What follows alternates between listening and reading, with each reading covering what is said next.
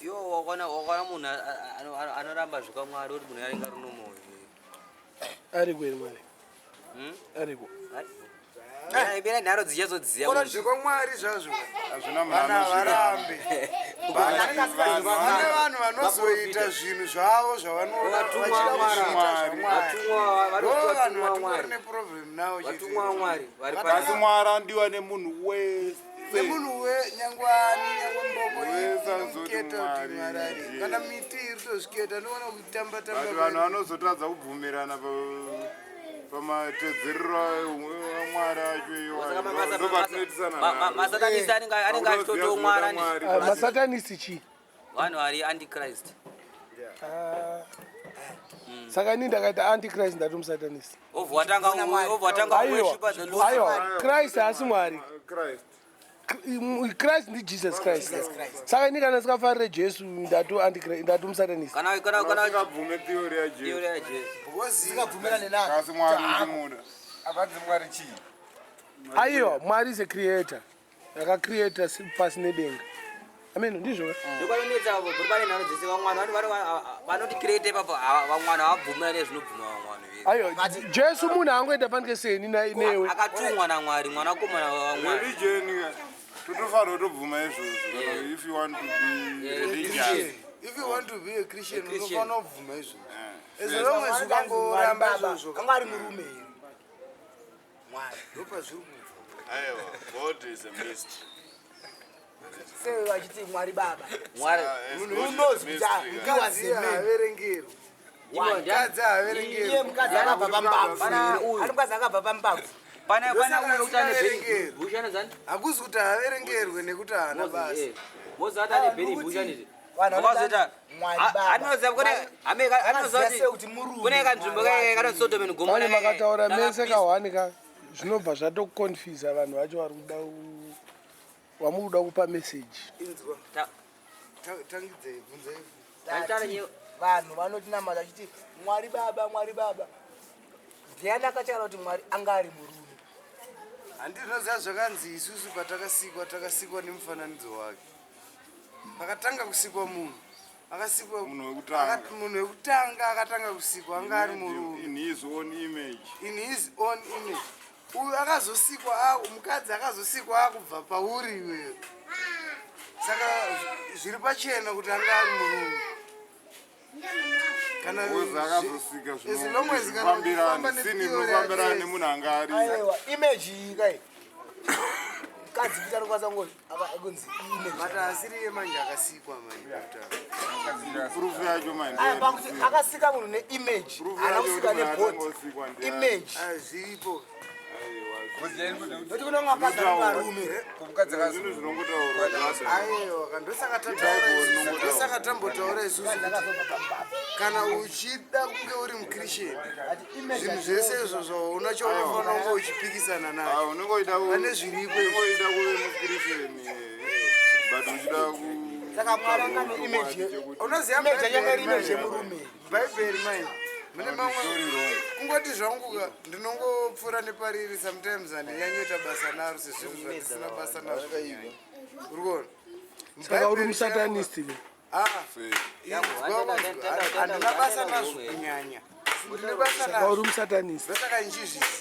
Zanzi uyu mukomana hanzi ndiri musatanist. Unoziva kuti mubhaibheri makanzi mune mavhesisi mamwe anotaura kuti musatsvaga zvakavandika zvangu. Ndozvandataura kuti sezvinhu zvandisina basa nazvo kunyanya Kasuka kana unotsvaga nyora pasai. kana uchizvida unozviwana zvinhu izvozvo zvandiri kutaurira zvirimo. Saka kana uchingongobvuma nezvazvo zvakubata ndosaka ndini zvisina unyanyondibata wozitoenda unyazonyanyoziva saka zvinhu zvikutorambidzwa kuziva wacho. Kosei Sunday kakazodeclarewa ere kuti ndiro zuva unofanira naro. Manje amuzive mira. Mandikupindure one thing. Uko kumaArabs wiki yavo inyatsotanga paSunday. Hakuna kwavari Sunday ndo first day of work. Weekend yavo iFriday neSaturday. Ndipo vanoenda kuchechi. plus nyaya yake yainayo iko ndeyechiroma wazviona vanotobvuma they claim kuti vada kuchinja zvinhu zvese vada kuchinja zvese zvavanoziva zvanga zviripo. They are planning to change them, all of them. Havasati vamira vachiri kutoenderera mberi vanotochinja zvakawanda besides zuva rekuenda kuchechi chete rauri kutaura. Saka handakwana anza kapa answer yako ndei ndati sei Sunday ichinzi ndiyo munhu wese anobuda mubachiti Sunday ndikuenda kuchinja. aiwa uyu anonyeba ukunyeba ke mira wati munhu wese ke uri kubvumirana wati munhu wese mapostori aende kuchechi Sunday Ndozvaanoziva. mapostori anoenda Saturday pane mamwe Jehovah's Witness inoenda Saturday Most of the people anoenda kuchechi Sunday. wati most ndo correction yawazi Sunday vazika vanongonzi Sunday ndekuchechi Sunday ndekuchechi. Saturday yacho ingori busy futi unge Sunday iyoyo nemachechi. Saturday yacho iri busy, Sunday yacho iri zvakangofana. Hakuna But machechi akabva nekunana England uko ndoakaanda Sunday. ayo England inokoshesa kuti Saturday neSunday ndo weekend Machechi ese akabva neikoko kare. Ma-African countries anenge anaya religious background inodetermina kuti mamakolonizwa nevarungu vakaita sei. Because no not really kuAfrica ndo zvinoita. aiwa wona kune machawa kakuno controlwa nekuti Hana machawa ndiri ndo percentage aiwa but varungu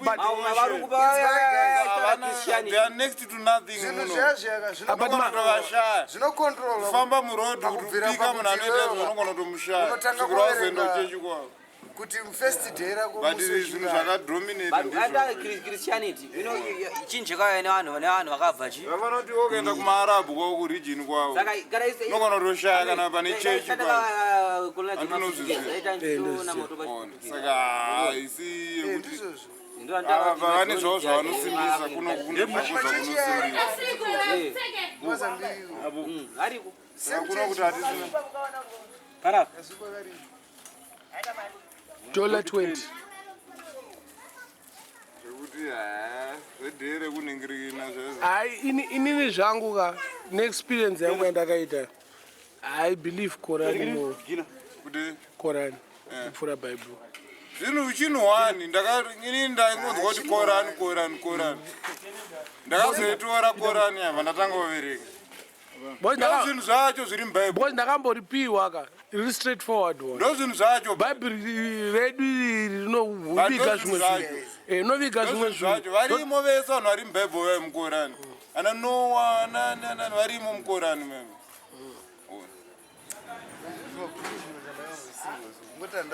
Handatozomboyanyoda kuripinda deep ndatonoti aiwa chete Quran unozongoita kanenge kakudhunyisa so izvozvo zvimwewo.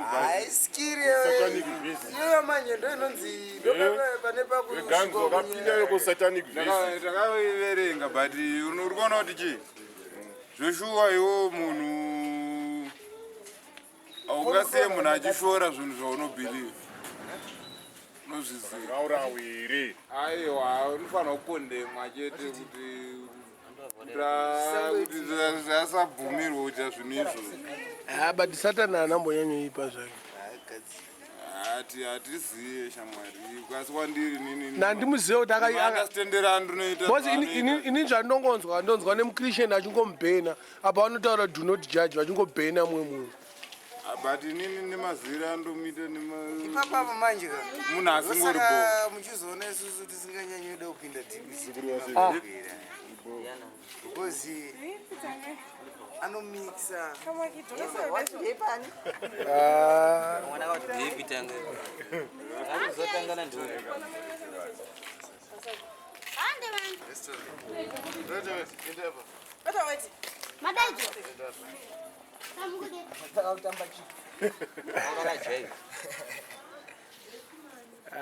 but inini Bible rinonetsa Rinetsa wane.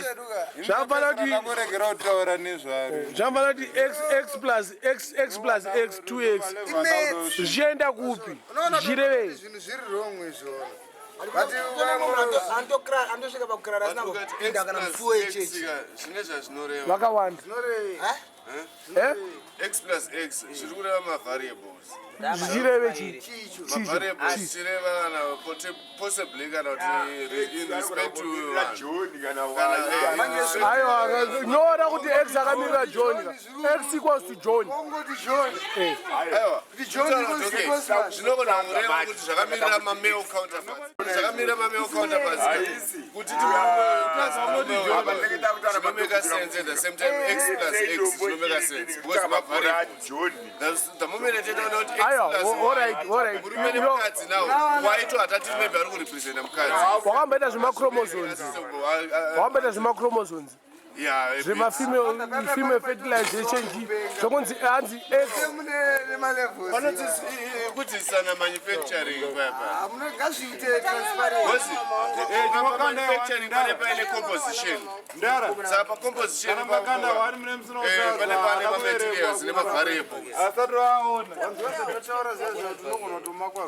because umwe munhu ada kuti uite zvaari kuda iye zvaasarudza kuti ndo zvandiri kuda izvi munhu anenge aita izvi ndiye the best hazvireve kuti uyu haasi kuziva but abvuma izvi ndiye watiri wazviona ipapoka hapasi transparent zvangopana nebhaibheri harisi transparent saka rinonetsa kudhira naro vanotanzi nekuti ndimakito anouya kwandiri harinonetsa but handisiri ndaimbomukurosha ashaya munhu wakanomukurosha obva achiti ndine $3 handisi kukupikisai pakuti ipapo imedzi ndosaka tati ibhaibheri imedzi ona wose takazviona kuti kumedzi ukada kunyanya ushandisa brand dzako zviri korektifoira waimbobhadhara yakakwana unless ukabvuma zvavari kuda izvo nyange uchitozviona kuti zviri ronga bvuma izvozvo ndo zvavari kuda izvo because father vari kuda kuite ukona x plus x equals 2x x times x equals x squared kari kuenderei kumusoro kax kumusoro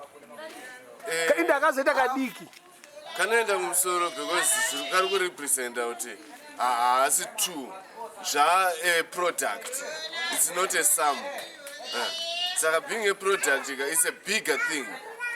It's not zvakafanana hazvipure tu hazvipure tu. It's like a mixture and a compound zvinhu tu zvakasiyana. You see, a compound is more like a bigger product. It's a bigger end product as compared to a mixture. You see, so it all takes that understanding and bias.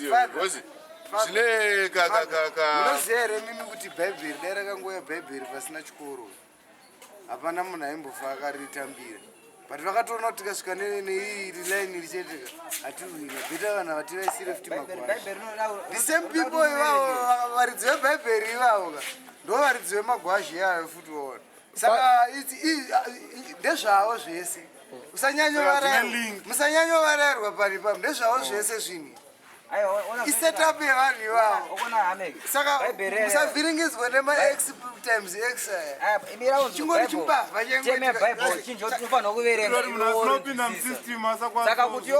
asina kupinda musystem yacho kubvira kwekutanga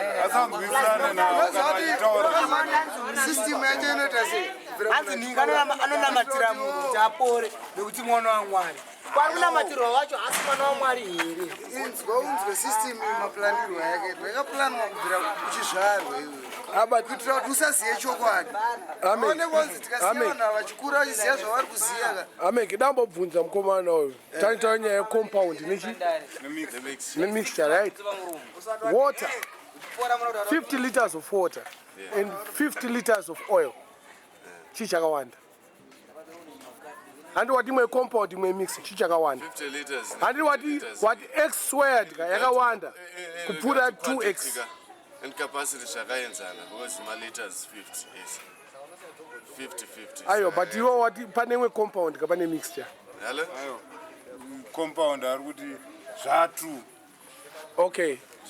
okay sulfuric acid 50 liters and 50 liters of water chii chakawanda saka sulfuric acid ndo ya x squared ka hausi kuzvinzwisisa.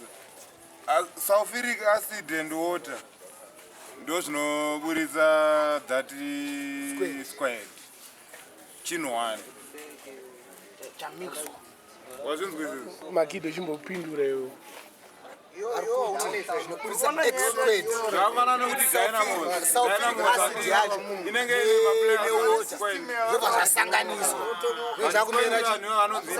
zvinhu tu zvasanganiswa vanhu vada kupiswa musystem yavo saka kuti mumupise munhu yega munofanira kutoti achingozvarwa foroma matomubatira kana kukireshi musystem makutomupinza musystem haasina time yekuita zvechivanhu havasina une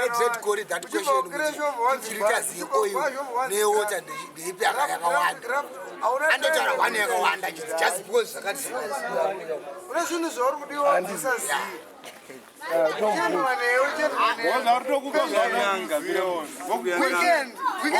vokuquestiona izvozvo examination weekend yako yakuzviziva weekend yako uri kuendeswa kuchechi usadhibhe pauri kuregerwa kubasa weekend uri kuendeswa kuchechi zvokuti ungori ne1 zuva chete raunongoita ungori free zvokuti harisire zveya zvimwe rare kutomboona hama isystem yakabvirwa kuti ukazotarisa system yacho manje but unonzi nevanhu kwakawanda kwacho hapana yakanyanya inenge ichimboitika. ndo zvatiri kutaura kuti muri kubviswa kudheni kuti musaite mapulanzi ekudheni echivanhu vada kuurayiwa chivanhu vanhu ava aim yavo pavakauya kunovuka vakaona kuti chivanhu chiri kuvatamba tsvina zvecho hameki meya timbobvunza kodza anenge ari kuenda kumba kodza uya padhuze apo bvunzai mubvunzo wenyu drake hanzi 50 liters yeoil ne50 liters yemvura zvakaenzana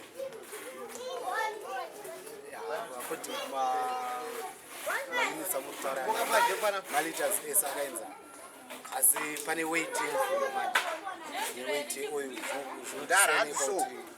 hanzi 300 mils yecoke ne300 mils yecastor zvakaenzana here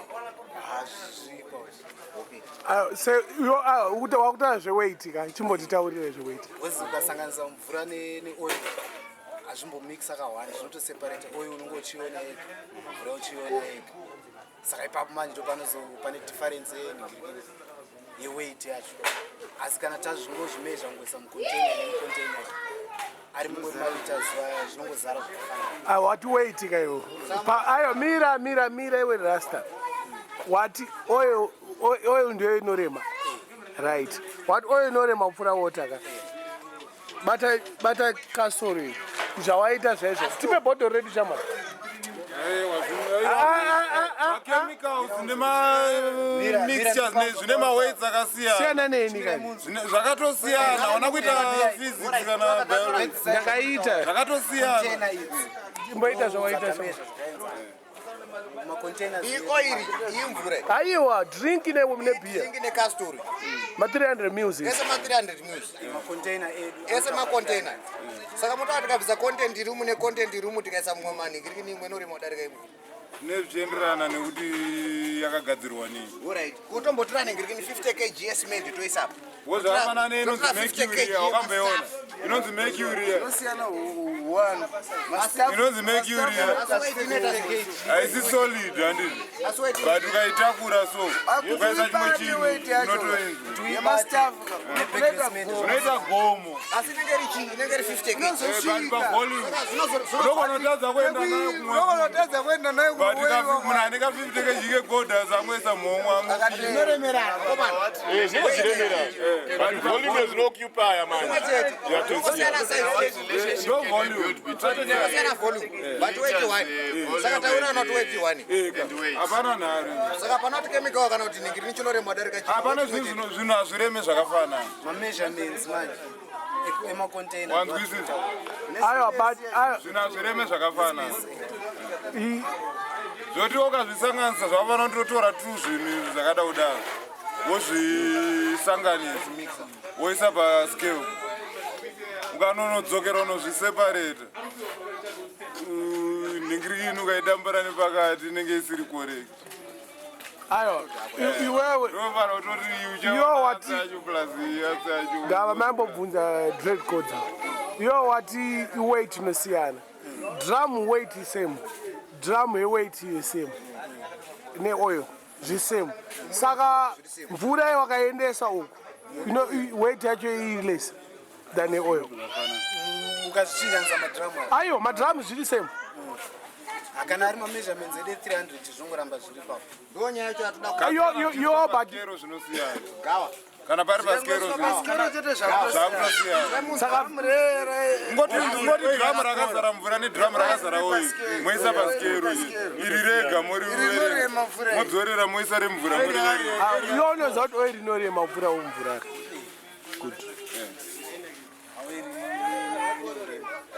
but Nofanilingira ndatichitaura but volume manje Answer. Answer for where sukule weight. yanga achipedzisa pesticide yati kana even diesel nepetrol petrol is lighter than diesel ndozvanotaura kuti Paweight. ukasa 5 liters yedhizira ne5 liters yepetura ukasina kunodayo so utanga ufamba nadzo kunotonatsonzwa kuti kuri kurema kudarika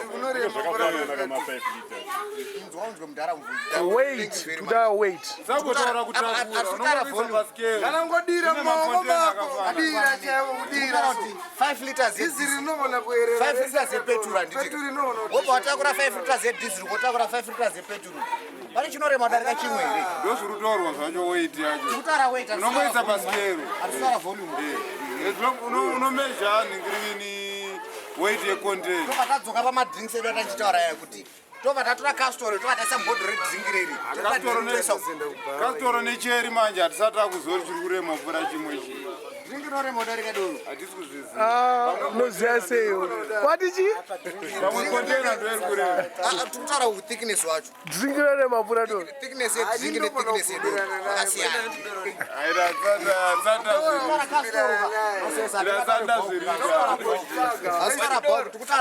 ngatimbozvitsvagai atomanongotenga drink necastoro toisa scale toenda vavanhingi vasejari vasira tomonogadzira ayo but ayo unoziva chii chinoitika for us to do that unofanira kutora drink woisa mbhodhoro rekaswe handi ndizvozvo zvozvo zvaita same bottle but same container because bhodhoro iro nerebhodhoro recoke zvakasiyana bhodhoro resquepsira reorange nebhodhoro recoke zvakasiyana weight tozozvimwa tapera uchikulebhuka asi pakemikali ndozvezvo zvokunzi unogona kunzi 50 kg mafeathers nemabrief inorema hapana zvakainzana yese ichi zviri equal but zvitina kuti zvinenge zvitozvishoma pane mafeathers anonobata 50 kg alright nyaya yedu dreadcodes muri teacher ka are you still a teacher labi you still a teacher 2x is x plus x chi plus x plus 2x x times x x times x equals x squared chi chinorema ipapo zvakasiyana nichi hapana musapindure tinangonzwa teacher zvakasiyana zvakasiyana nichi pamwe tamultiply pamwe taeda saka pamultiplication but hazvina munyanyosiyana the same thing father inzwa hanzi x squared ine weight and the compound chakuti ukachipikisa unotofoisa 2x saves more like a mix.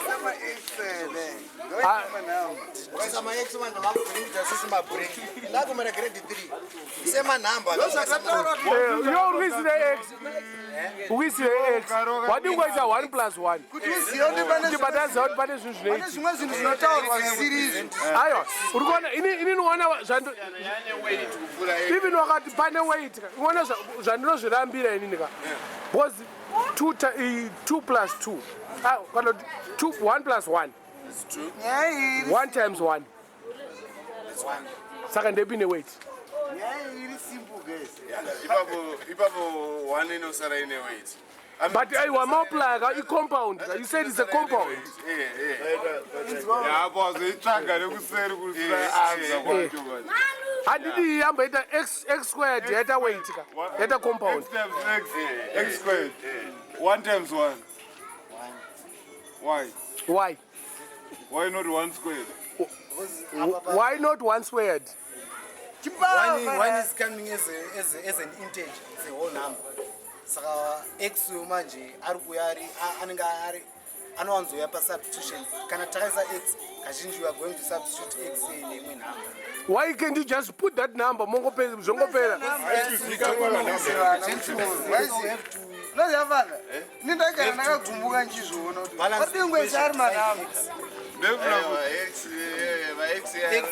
yavaise ari manhamba why do we have to find x when you can have the numbers and put right there where is x noziva kuti zvinhu zvakaitirwe izvo zvakaitirwa kuti kana wakuzoverenga bhaibheri ka unge uchiziva kuti pane zvimwe zvinhu zviri mubhaibheri zvichataurwa zvisiri izvo zvakuti pazvinotaurwa ka hazvisiri izvo zvazviri kureva pazvinotaurwa soka mataurirwo azvaitwa hazvisiri izvo zvazviri kureva zvikureva kumberi aiwa tataura kai taura zvako Okay, ndanoda kuwedzera zvaari kutaura kuti kana kuri kubhaibheri ari kutaura inonzi allegorical expression.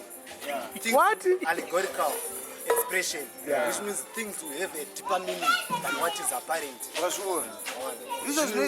Patinogona kuudzwa isu kuti sezvinhu zviri obvious kuti mhandara yakazvara mwana pasina vabereki. Kana zviri apparent tokwanisa kuzviramba, but kana zvaallegorical man zvane deeper meaning than zviripo, because zvinenge zvakuzoedera kuti it was a spiritual birth. Saka it's now not it will be not apparent, it will have a deeper meaning. Tinenge takuzosearcha kuti what is spiritual behind this birth. Okay. ndozvinoitika mubhaibheri. Saka bhaibheri ukarinzwa richiverengwa soka uchida kuribata zvona ndopaunoya kumastritsi kunoko waona unetsana nesu manje waona utangotaurira zvinhu zvosingazivi vauti isu tinechiziva kuti achiri kungoverenga bhaibheri akagara ega mudheni bhaibheri karinoda takadai so saka chechi zvetikoza pane nyaya yechechi unozvinyebera hanzi indaa vanhu vachienda kuchechi masundays most people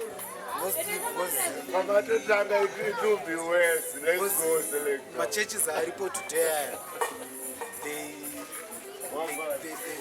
were from the mother church, which was Roman Catholic. So, according to Roman Catholic documents in the Roman Catholic levels, vakasarudza Sunday worship.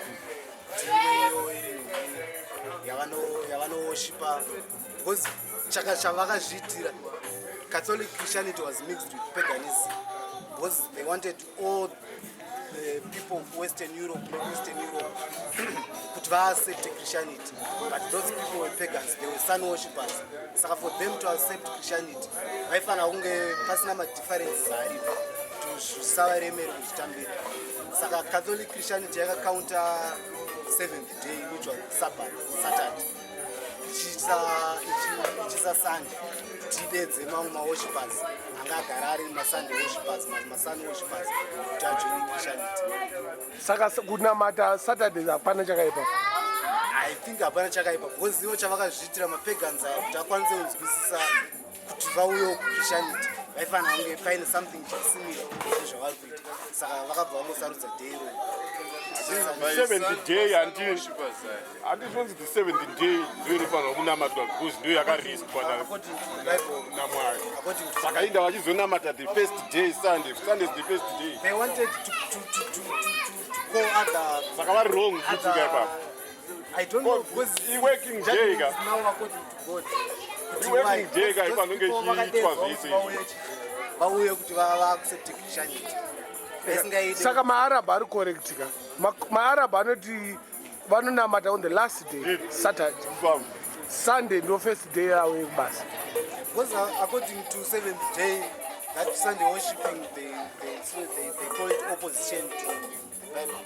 And they want to say it's somehow satanic. Because Catholicism, they always relate it with Satanism. So it's war between churches. So I find in Protestant churches, kuna Jehovah's Witness. In Africa, kuna manifesto. Vana Johan Masowe, vana Mateo Friday. According to their type of documentary. Inenge yakuda manje impostor kutanga ari kwachitibati ngoza kuti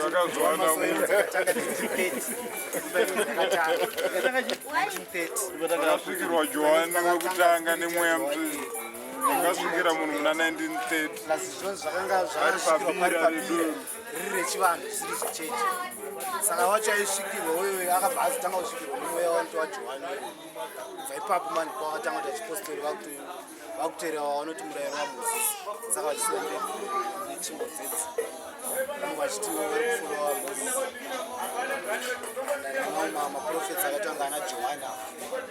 But you mentioned sun worshipping. Sun worshipping, it was specifically on Sundays. Because what you have to know about these days, you have to know where this day sun, how did it, what are the origins of the sunny day? Monday, Wednesday, Tuesday, Friday, Saturday. All those days derived from Latin. Sunday, Sunday, Moon day, no Monday, moon worshipping. Because those pagans, they were sun and moon worshippers. They were not only worshipping the sun, but they were also worshipping the moon and the stars and other images. The stars, you're not going to get to Saturday. Saturday represents something right now. But the other god I'm still remembering is Thursday, Thunder God, Tau Day. In Latin it's Tau, but in English, when we derive it from Latin, it's become Thursday, but in Latin it's Thursday. That was the god of thunder, according to the pagans. Why worship only Thursday? Thunder God was worshipped. I worship every day, but you know, worship. But my pagans havasi vanhu vakashata. Because in India, I don't do what the pagans do. But I don't do what the pagans do. It's something chakashata. Bible. Yeah, because according to because the Bible is mainly Christianity. So according to Christians, they say they want to worship the God of Israel, whom they say is the one who created what? The earth and the heavens. But these pagans we are talking of, they don't worship that God. They chose to worship the sun and the stars. It's according to their own documents. We don't know how and why they do that. These ones, they worship God's creations, not God the creator.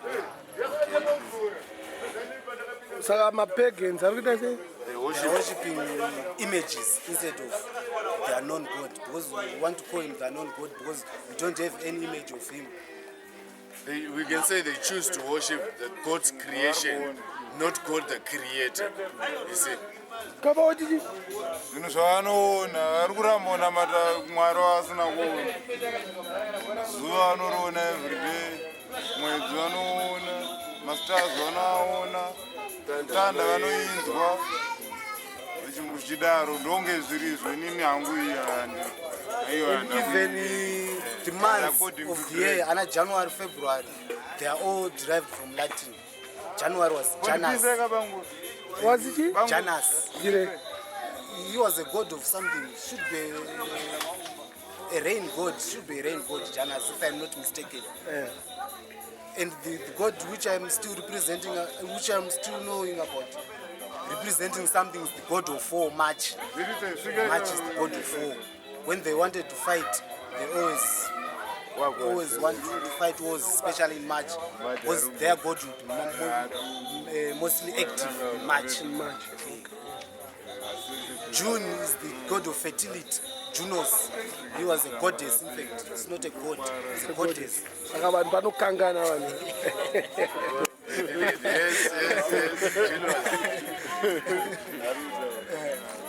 July was from Julius Caesar, the Roman general. Oh. Julius Caesar. Saka makatopinda deep nazvo kai. Munombopinda deep nazvo. Yes. Sometimes my documents, Rasta. Where are the documents? Some are kept home, some are in the libraries, some are borrowed by my friends.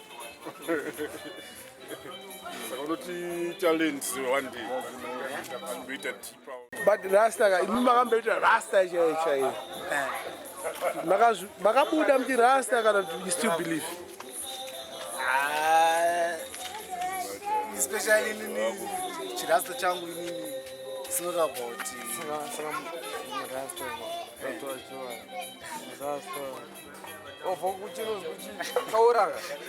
Mina ndimbotaura nemurasta iwe chimbopapo. Rasta. Taure Rasta ini yakanyatsomira sei because nenetsa kana neshona kuti nyatsonzwisisa. Chirasta chinosiyana pakuti pane chirasta chekuti chinozoseparata pamalevels senge even paappearance, padressing, pamafoods, even our spiritual levels. Who do we pray to? Zvinokwanisa zvinenge zvisiyana siyana. But inini manje chirasta changu inini ndechekuti I don't want always to follow Christianity because according to my researches, Christianity is polluted. It's polluted. They say it's polluted. Why? Because the Bible they are using today, they changed it somewhere. Because the true version of the Bible was called the Kebra Nagast. Kebra Nagast was the true version of the Bible. It was written in Ethiopia. Okay. Yeah, but when it was written, West Manjo, Europe, the Ethiopia, they called it the land of Prester John. My leaders, I ran up in Ethiopia. They used to call them Wana Prester John because they were surprised that in Africa, one empire recognized Christianity. Why you recognize Christianity, that empire? And which empire was that? Ya Prester John, from Ethiopia, Sudan, Eritrea, Bandero, Shadaro, Yangeri, Munairana, Papapo, Ainzi, Paramount King, cannot empire, Wachon, Angari situated in Ethiopia.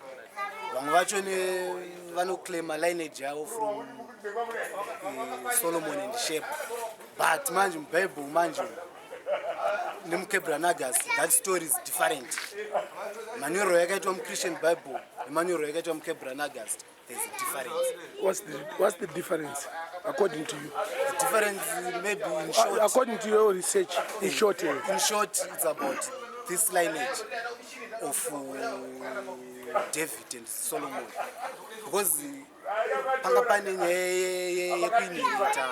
throne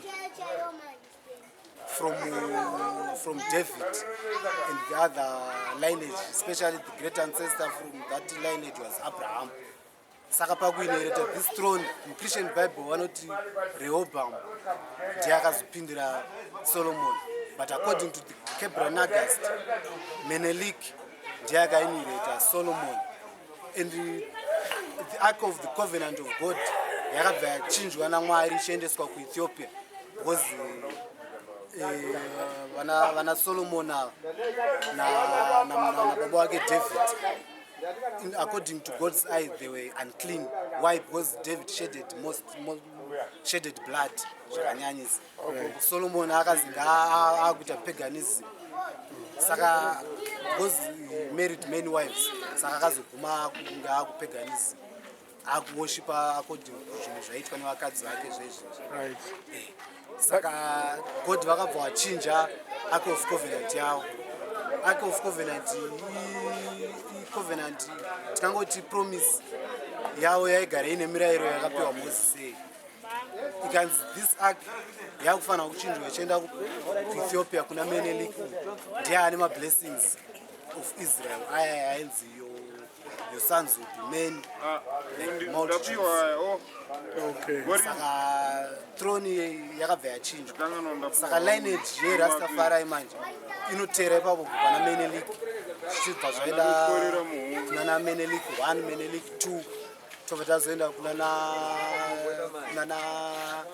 Sahela Selassie pozoya namakoneni pozoya Haile Selassie wavanoti the last descendant Solomon ipapo tikubvumirana saka Christian Bible manje harizoenda recognize Selassie pana Rehoboam rava pana Rehoboam robva raenda robva rasvika pana Jesus Christ richimuti ndiye the last of which Jesus Christ uyu haazongove nemarriage yatinozoona ineti but according to God that lineage inofanira kuramba ichimultiply saka those things manje zvinodiffer from Christian Bible neKebra Nagast. Kebra Nagast ririko iBible.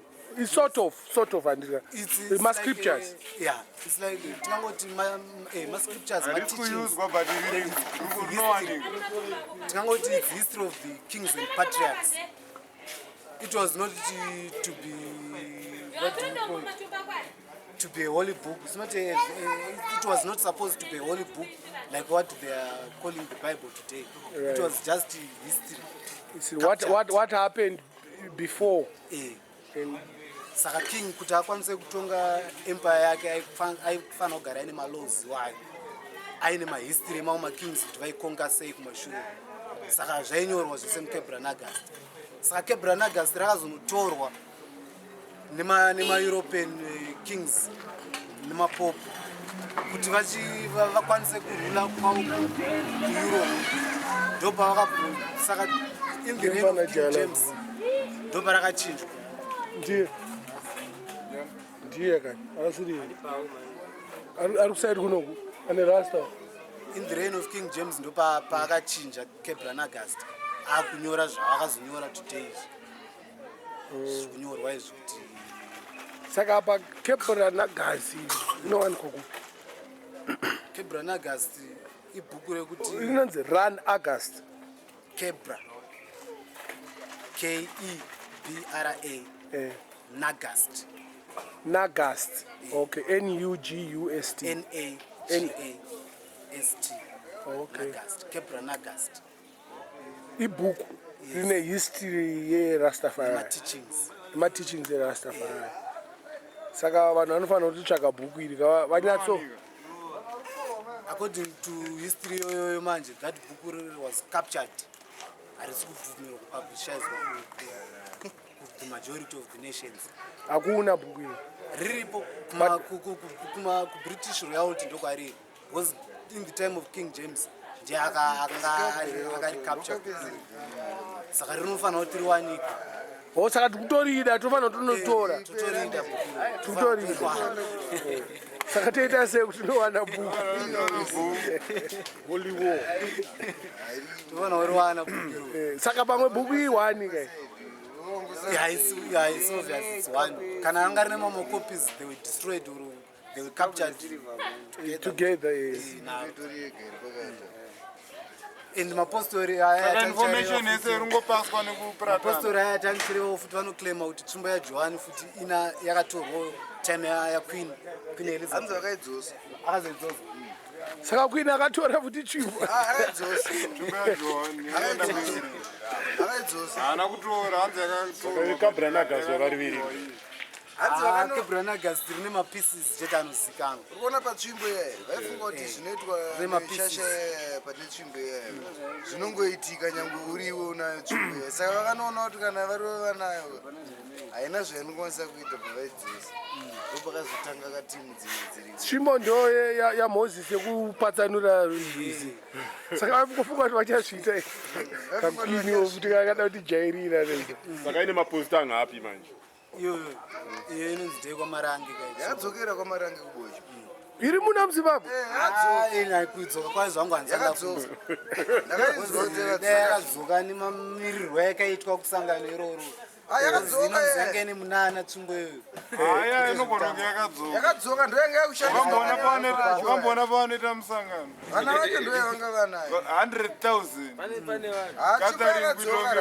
kutonge kunhingiriki kunonzi kwemaarabhu meka ndozvavanoita tsvimbo yakadzoka rasta zvekuti hai mbotsvagai munhu weikoko nyika zvasizo zvinhu zvekuti hatina basa nazvo zvakadzoka ichibva kunani kuna queen achitenda ndo pamapostori kuzimbabwe yanga yave meno museum yanga yave kubritain saka tsvimbo ndemuzimbabwe unoziva sei ndemuzimbabwe yani yakaita moses aunonzwa kuti even zimbabwe beds zvekuko zvakadzoka asi tsvimbo yamamutaura zvazvatobvisirwa kuti zviri kunzi vanhu vakapinda mutrumba takashaya ndo zviri zvacho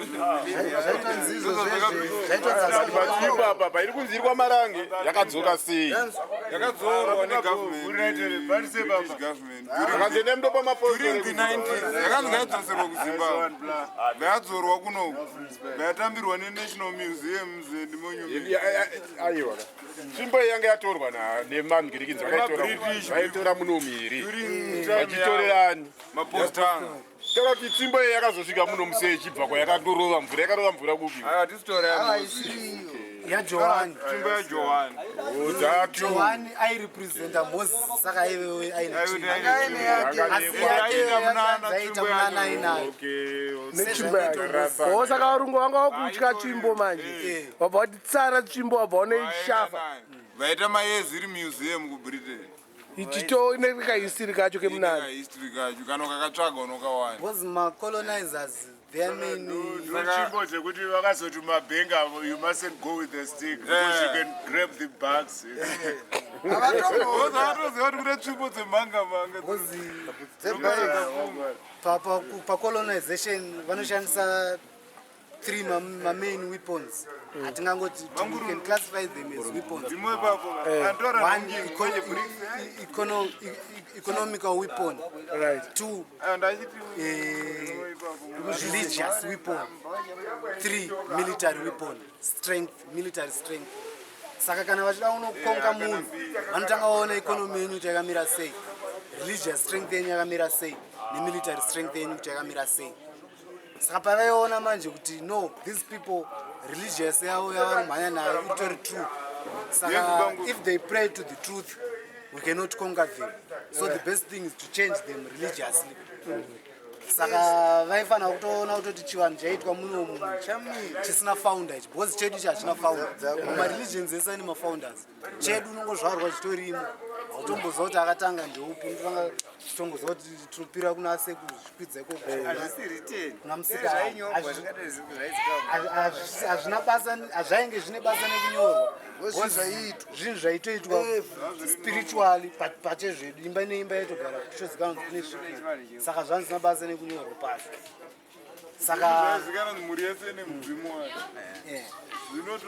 Saka zvakauya zvikachinjwa izvozvo. Asi zvinhu zvikanyorwa zvisina secret. Ndobva watarisa economical strength yedu. Zvobva vakatanga kutirakidzawo zvimwe zvinhu zvatanisingazive paeconomy apa. Because kuno vakaluta even gold yakalutwa, poita even nyanga dzenzou ivory vailuta zvinhu zvese izvo kutanga vati deprive economy yedu kunoku kuti tozovatarisa ivo vachita vachiuya vaine zvese ivi, asi zvinhu izvi vanenge vatiluta. Vobva vatarisa military strength yedu taishandisa bows and arrows, ndobva vaine pfuti, because vaitoziva kuti munhu yaanotoda pfuti, but pavakava nepfuti chinhu chakavavhiringidza ireligion. Because dzimwe pfuti dzimwe nguva dzakatombotadza kushanda, because tine history yarekaitangwena tozoita ana Chaminuka. Vanhu ava vaiuya vaikwanisa kusvika kana musha watangwena kana musha wachaminuka vaingoona kwaane mist mutei kushaya vanhu vakabata pfuti kana kuti munhu anoona kusvika tivabaya vasiri kutoona vakandopa vaona kuti no zvinhu zviri kunamatwa nevanhu ava hatizvikwanisi kuti tivakunde ota tivape bhaibheri ndopa tikapiwa bhaibheri manje bhaibheri bhaibheri reri rajesus christ wewe rajesus especially jesus christ is nothing.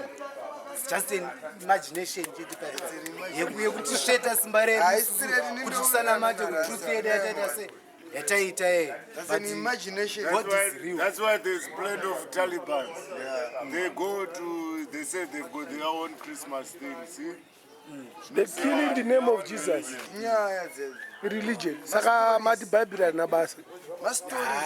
It's a story just like just stories. It's a philosophical Confusing stories. philosophical book. But we don't need judgment on those items. Look what you matter. Amajudgment ekuzviona kuti ribias zvarimo Anobvumidzwa. because Mwari wacho anobvumidza. why ndibvumirana na dread codes aka Zvisizvo.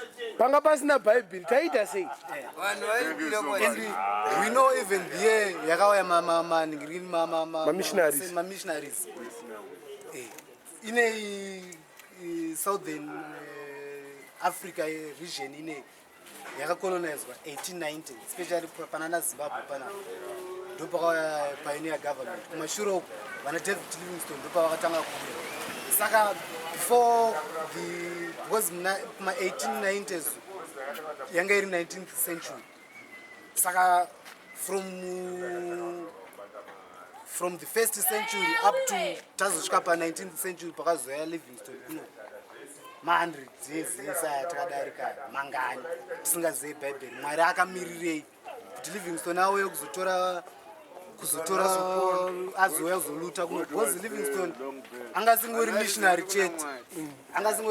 chete aitostadha even kana geography chaiyo kutoziva kutoti apa panowanika mineral yakati time iye yaanenge ari free from zvechechi paanenge achitendera aitostadha kuti pakati panowanika maminerals akati otumira kupi maletters kuna queen kana queen aking ariko obva amutumira otomudza kuti gold riri pakati vaiziva angaitori scientist foot and behind the scenes that guy haana kuuya nemission yekuuya kuzotendeutsa vanhu akatumwa nenzi Royal Geographical Society ndio yakamutuma kuzoita basa iroro kuno Yo gaya kuti vanhu vakazosara vachiridha kuti apa tajutwa. Vanyora tsamba futi vatuma magazi kuti ndai munomuudza kuti dhiriri yari harichaita. Unoziva kuti vanhu vasati vadzoka neanza kuno vanhu vakabva vambohorotwa kuti zvitonge Vakatenderedzwa shipi yakaenda nekubelgium. vakahorotwa vanhu vakahorotwa kuitira kuti dhiriri panosara richipasiswa kuno vasati vadzoka kusvika kuti chimira vanhu vakazodzoka apapa zvidhirira kumberi zvekuti chimbavha chacho So we can say we discovered well we as blacks we know kuti vakauya the way that imbavha but manje problem yatiri kuita hatisi tese kune vamwe vanhu vari kukabira vasingazivi. saka tiri kuvadzidzisa hapana kana vamwe vasiri kungozvibvuma ka zvinotonetsa unogona kutovengana kana nehama kakunzi kweoda kuuraya dhiriri wototanga munawazviona ende ndo vakawanda but mamboona vanhu vekunamibia but vacharida namibia nemamwe mapatsi eBotswana kune mabushmen chaiwo and they don't even wear anything vanotopfeka madewe chichi vanorara panze they don't need anything vanongoenda vanoita yekutovhima waiziva but mukuona problem yatinayo vanosiya ava vanhu vasina mabva vachivatora mapicture vachiita zvavari kuita ndokustarta kwavanenge zoona kuita chakaitika kuafrica kuno is the same thing chakaitika kuamerican continent the original inhabitants of the American continent were called the Red Indians. apa zvakaitika kunorth America nozati munhu asingazive chinhu nekusatamerica kuti uri kuiteyo maeuropeans vakanocoloniza vashandisa the same system ndataura economical strength, military strength nereligious strength. The Red Indians vaitove neculture yavo vatanga kutumirwa izvo zvimacatholic priest izvo ndozvaienda ikoko but inini I know kuti You see, Isus as Africans, and Isus, we are not spiritual religion. We have culture. We have cultural spirits. Yeah. And avane Holy Spirit yava meno tinobva kupi. China kana vakutaura hanzi imwe China. Sometimes they call it the Holy Spirit, sometimes the Holy Ghost. But according to the word ghost, we know ghost is somebody dead. Check them with the Indians. Cha Check holy- them Indians. How How does they do their like in water when they are doing what they do all the time? my Indian pa river Ganges, the Ganges River. Ndoya vanonodira maashes enhingirikini evanhu vanofa vaivai. Saka vanotiwo kana uchida fortune mulife mako wanyanya kutambudzika matambudziko awanisa mulife unofanira unogezawo parwizi runoendeswa maashes wani. Kana uchida unotsvaga basa uchinotsvagawo. Kana une fortune yauri kusikawo chinosika. There are different cultures in this. Kwa makamboenja amene imwe culture yekunana India. Yekuti pane one day inosvika yekuti mavegin esafana kureba. Festas aunze ndakwenda unopinda musango aibikirwa doro chipinda musango ene zvinhu zvese zvasheti kuindia saka unoriwana kupi basa racho kune imwe yekuindia notodzokera ndara ndimbomanga chidudu changu wozoriwana uruwani inonzi Jaiism. Jaiism. Chicho. Jaiism yanga iri founder wayo anga ari tingati manomads ewandering akasiya nigrini paaigara. He was from a rich family. Akatosiya zvese zvanga anazvo mudheni akati inini I have to respect life, what is called life. I don't have to take what is called life. Saka that founder wacho nezvaaita one aifanira kusatogeza pese kana paairara aitanga acheka kuti hapana kana kasvosvo here kaangatsike because anga asingade kuteka life. Kana kukanaya mvura aifamba nerengezi mutsvairo so achitsvaira so mvura kuti pangu pangangoitika chinjiri life chinoita se chingangotsikwa. Kana even kana maflies pamuromo paaifamba achitodzinga kuti kafly kangangoita mistake kapinda muromo mangu kakafa. Saka aingotenderera even kupfeka anga asingapfeke hembe aitofamba ari naked. Ndiani we? Zita rake ainzi Nataputa Veda Mama. Angari murudzi Indian. Okay. Saka vazhinji vaizomuti Mahavira. Ndozita ranga akudedzwa navo. Because Mahavira according to their language was meaning a wanderer. Vanhu vaiva vanongofamba vasina people of no fixed abode vaiva kwangoone uswa kwane chikafu ndiko vanongogara. I'm a bushman. mvura muchibhazi kautori kukona ungati Saka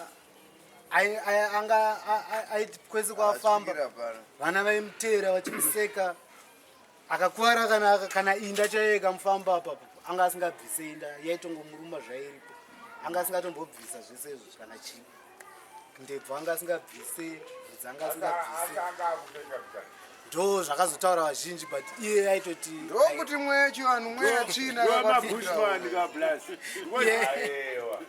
iye aitoti hapana kupenga ndo zvakazoguma zvaakupenga. They do like warriors, bro. System yamakadzidziswa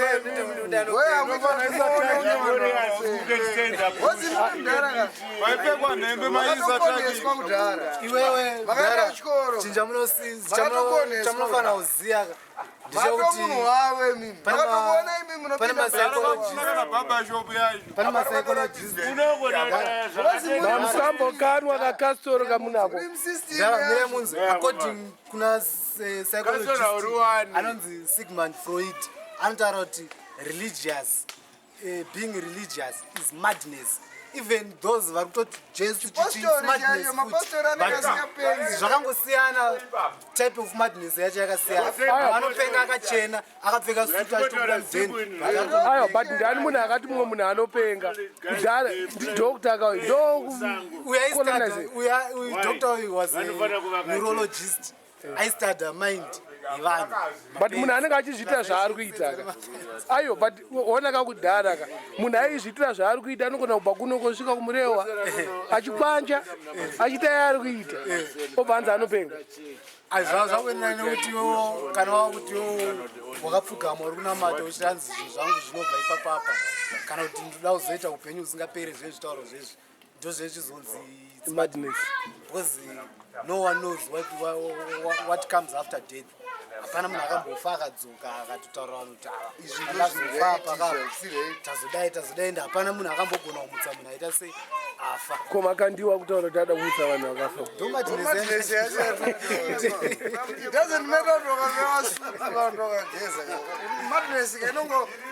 madness inongotangira pakuda kuita zvisizvindopamunoona pepera vanhu vakavaka mapiramidzi ekubhovhorwa ainetiweki inenge ichidona madness yanga yatotanga vozi mune maoda kutanga kuita zvinhu zvisingaranzi akadonhedzwa anodonha ega pasina kumboti adonhedzwa makandiwa unomuona sei mapiramidzi adonhedzwa anodonha ega haitika inyera the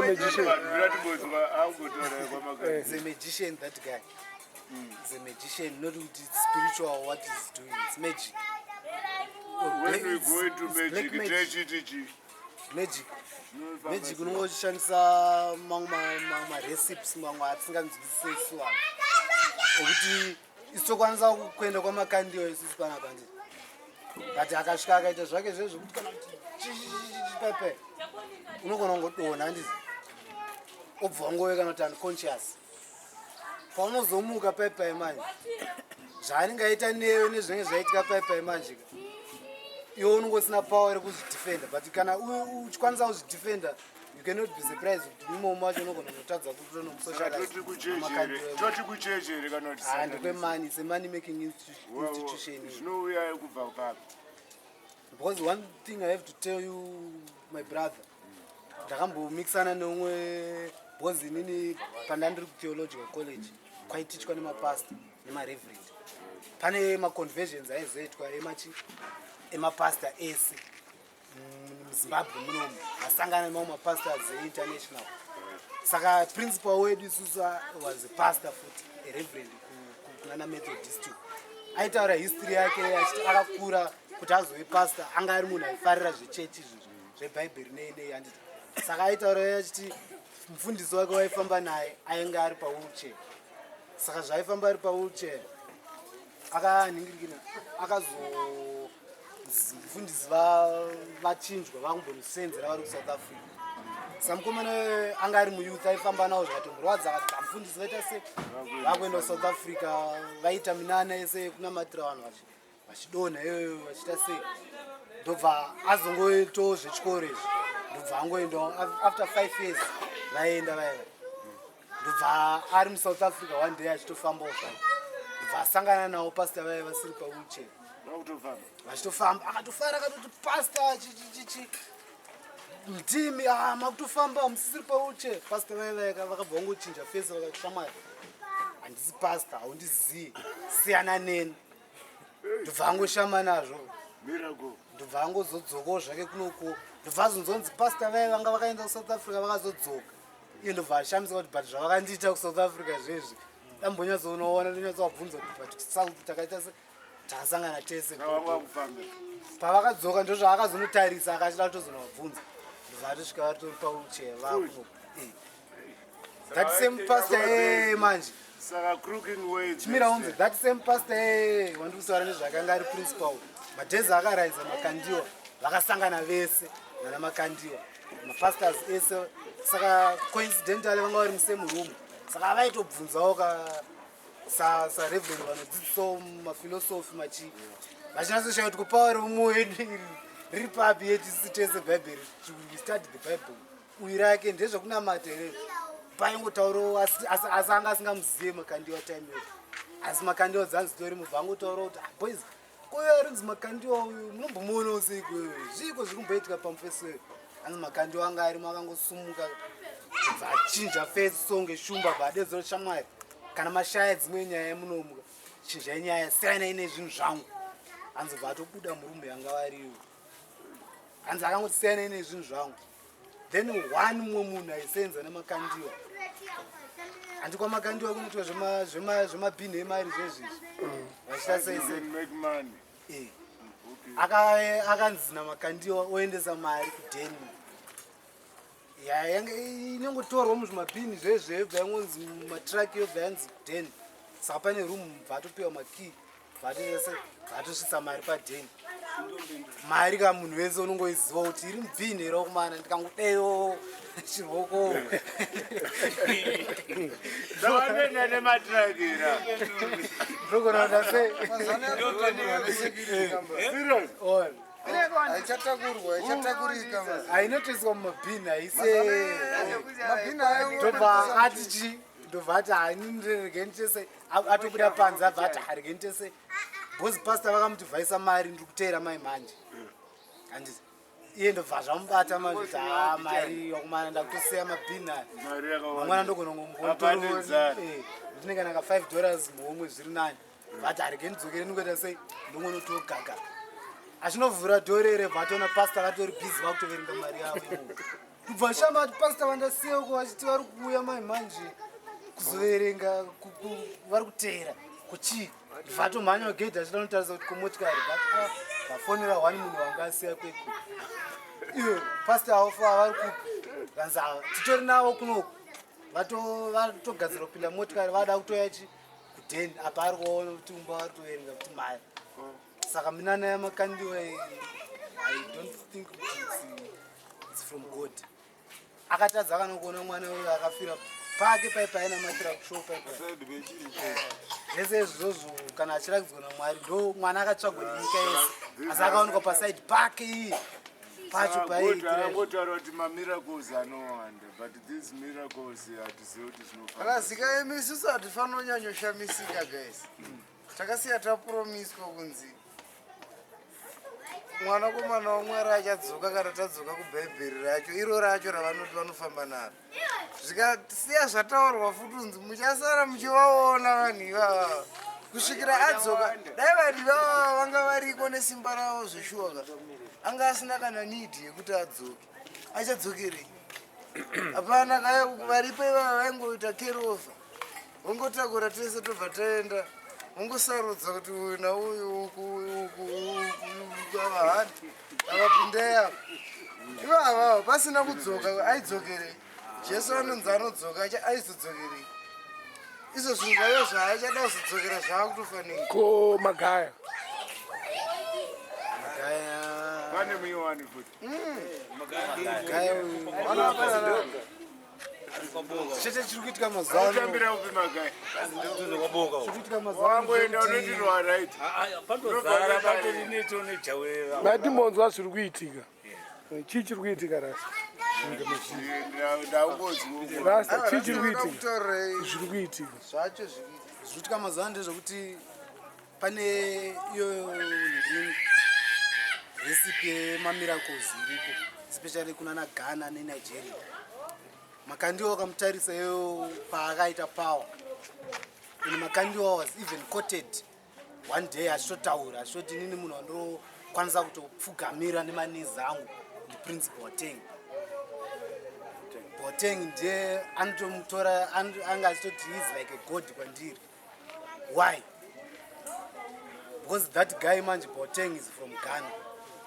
Ndiye akaraidza munhu uye ndiye ane mbinjiri dzese dzaanoziva dzavakaita pamadhira ekuti vaite mari nyaya dzemari dzedziri kuitika paipa saka madhira aya munana Ghana nemunana Nigeria ndo mune mishonga yamheno zvavari kumikisa imomo zvokuti vanogona kutaurira nhamba dzechitupa kana kuudza kuti nezuro rakadya sadza nezvakatika iyo unongonhongwa paruzhinji ungonzi nezuro makadya sadza nematemba akaimira otoshaya kuti komunhu anoona zviri kufamba sei apa dziri mbinjikiri dzavo imbinjikiri zvana TB Joshua but vanhu vanenge vachiteera chechi zvinhu zvacho zvinotaurwa zvichinzi power riri kubva kuna Mwari because kwekwe kunamata they're just mere words inini ndokwanisa kungosvika panapa panditi ndine zvinhu zvangu zvandinazvo zvimamagic zvangu muhomwe ndo ndatanga ndambonzvenga kana kuseruka ndo ndasvika ndobva ndazvizorera maoko mangu so zvoti nini pandinosvika chero ndikasataura chinhu ndikasvika ndikangozvi pauri apa unobva wadona but ndinozosvika ndofunda bhaisa nchiti in the name of Jesus these are just mere words but zvinhu zvikuita nyaya yese zvinhu zvandazora mumaoko mangu but hayangoma words chita ndakutaura pakaridwa kuti vanhu okay bhebheri minana vanhu vanoda minana usatevere munhu asingati Jesus Christ